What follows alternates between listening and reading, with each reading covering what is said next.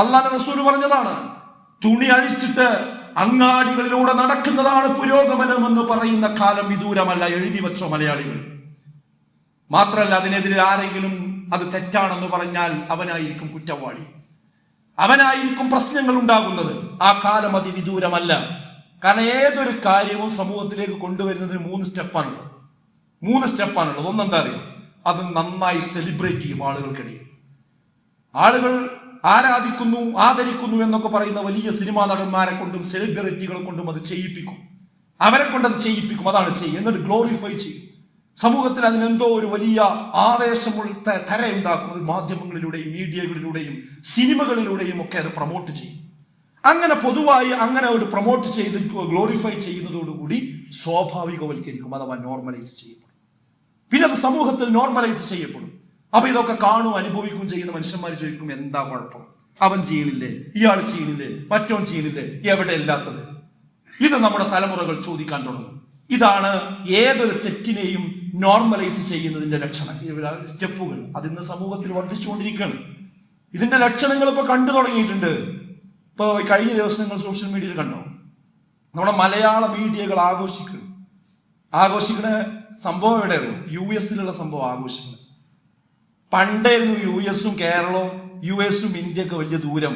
ഇന്ന് വലിയ ദൂരമൊന്നുമില്ല.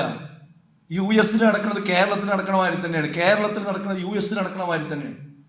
യൂറോപ്പിൽ എന്തുണ്ടായോ അതുണ്ടായി 24 മണിക്കൂർ തികയും മുമ്പ് നമ്മുടെ കേരളത്തിന്റെ മണ്ണിൽ അത് നമ്മുടെ കുട്ടികൾ ആഘോഷിക്കുന്നത് നമ്മൾ ഇന്ന് കണ്ടുകൊണ്ടിരിക്കുകയാണ്.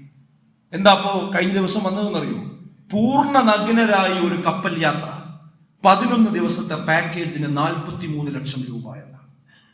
അതായത് ഒരു കപ്പൽ വാടകയ്ക്ക് എടുത്തിട്ട് പൂർണ്ണ നഗ്നരായ ആണും പെണ്ണും ഒക്കെ എന്ത് ചെയ്യുക, അതിനാണ് യാത്ര ചെയ്യുക. അതിനെത്ര? 11 ദിവസത്തിന് 43 ലക്ഷം. അപ്പൊ നമ്മൾ കേൾക്കും, ആരാ അതിന് പോവുക? എന്താ ആ വാർത്തകൾ എടുത്തു വായിച്ചു നോക്കി. ടിക്കറ്റ് വളരെ ദ്രുതഗതിയിൽ വിറ്റ് തീർന്നു എന്നാ പറഞ്ഞത്. 43 ലക്ഷം രൂപ 11 ദിവസത്തിന് കൊടുത്തിട്ട് ടിക്കറ്റുകൾ വിറ്റ് തീർന്നു. US ഒരു കമ്പനിയാണ് നടത്തുന്നത് എങ്കിലും അതിന്റെ പ്രചാരണം നമ്മുടെ മലയാളികൾക്കിടയിൽ പോലും നടക്കുന്നു. ശരീരത്തിന്റെ സൗന്ദര്യത്തെ പ്രോത്സാഹിപ്പിക്കലാണ് ലക്ഷ്യം എന്നാണ് പറയുന്നത്.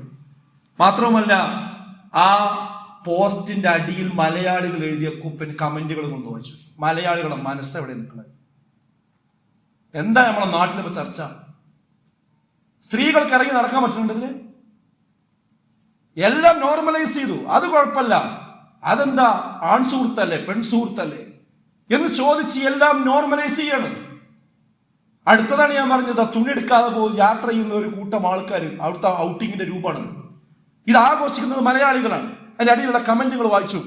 ആ കമന്റുകൾക്കിടയിൽ സമുദായത്തിന്റെ പേരുള്ളവരുടെ എണ്ണം വളരെ വർദ്ധിച്ചതാണ് എന്ന് നമ്മൾ കാണേണ്ടതുണ്ട്. അതുകൊണ്ട് അവിടെ അല്ലേ എന്ന് പറയേണ്ട, അത് ഇവിടെ വരാൻ 24 മണിക്കൂർ മതി.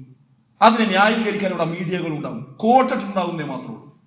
അവർക്കൊരു കോട്ട് ഉണ്ടാവുന്ന മാത്രമല്ല, ആ കോട്ടൻ ഇട്ടാൽ എന്തും പറയാമെന്നാണ് നബി സല്ലല്ലാഹു അലൈഹി വസല്ലം പറഞ്ഞിടത്ത് ലോകമെത്തും.